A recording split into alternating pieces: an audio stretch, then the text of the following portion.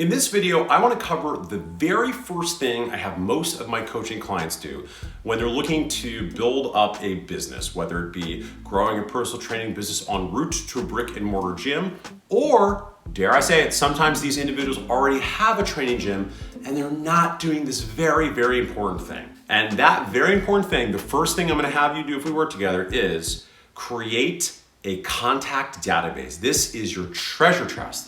It is the lifeblood of your business. Now, if you've never done this before, here's exactly what you're gonna do. Pull out your phone, look in the contact list of your emails, and you are going to organize all the people that you think might be interested or at least willing to hear from you as you share fitness information that would inspire them at some point to hire you so that they can take advantage of your services. Now, who should go on this list? Well, the way I always think about it is this. Anybody that you would say hello to in a grocery store should go on this list. If you literally just go through your contacts in your phone and do the same in your email address, you will be able to get a list of people that would frankly probably be excited to hear from you and hear about what's going on with your life and your business. So these could be everything from certainly all your current clients, certainly all of your former clients, and a common missing bucket here that's vitally important is your unconverted prospects. Because these could be individuals that maybe 4 years ago, when you still had a job at a commercial gym, you did a consult with and they didn't sign up.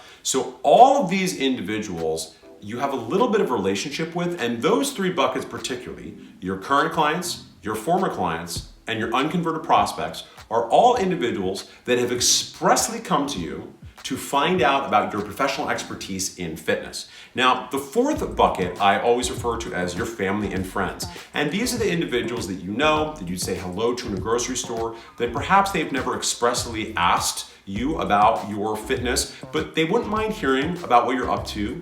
And because they're humans, they have a body, they might benefit from some of the content that I'm gonna suggest you start putting out at least 1 to 2 times per week. So once you've created this list, it will give you the seed of a list you want to grow over time. And this will be the seed of your audience, the individuals that you're going to contact 1 to 2 times per week. You're going to add value to them by giving them information that is either entertaining and or inspiring and or educational. This is best to contact people maybe once per week, twice per week if you can.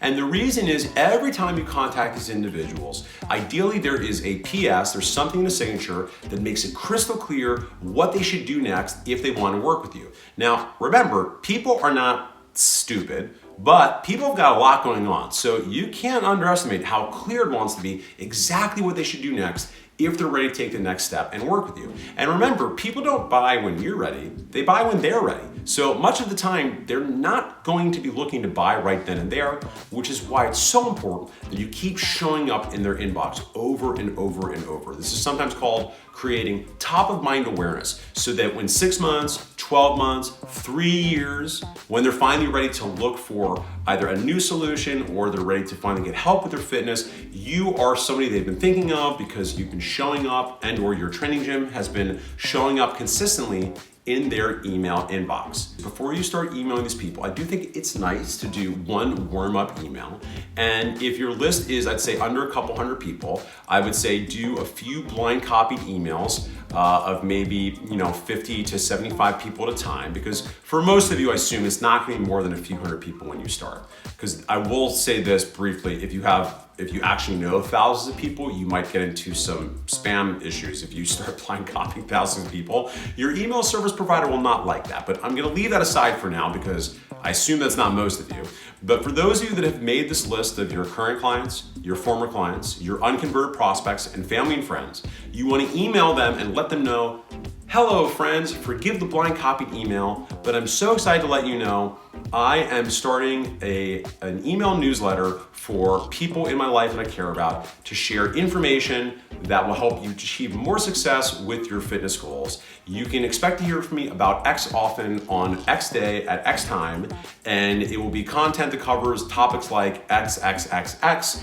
And of course, I respect your email inbox. So if for any reason this is something that is unwelcome, I would invite you to unsubscribe when you get the first email, which will be on X day at X time. time. However, as somebody that I really think is going to have a lot of value from this, I hope you'll consider opening up these emails and give them a read, because I'm very excited and I plan to work very hard to help you achieve your fitness goals and solve all your fitness challenges with solutions that are battle tested, that I have seen work with my clients time and time again. Sincerely, Name.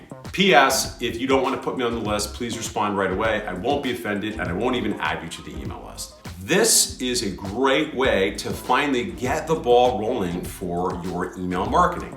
And as I mentioned in the beginning of this video, this is usually the first thing I do with someone if someone is looking to get their training business going and they haven't organized their contact database. And I must confess, sometimes I work with training gym owners that have even had a decent amount of success that aren't doing this yet. And this is a really missed opportunity. It's an absolute gold mine. You'll hear people say things like, email marketing is dead. Email marketing dead. Email marketing is dead, kaput, in the ground. and that is just silly.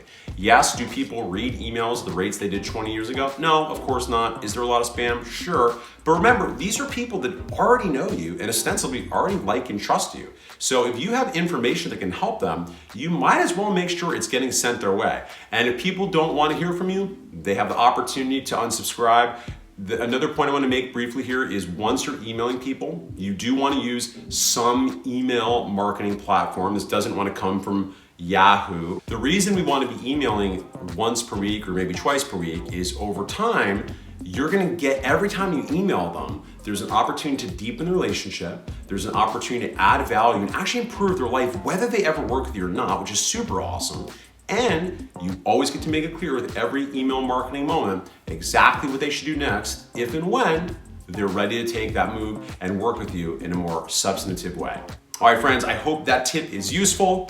Thank you so much. This is Mark Fisher. If you are interested in making more income, more impact, and more happiness with your training gym, then you're gonna wanna subscribe, like, and share so that you can get more actionable tips, psychological frameworks, and philosophy.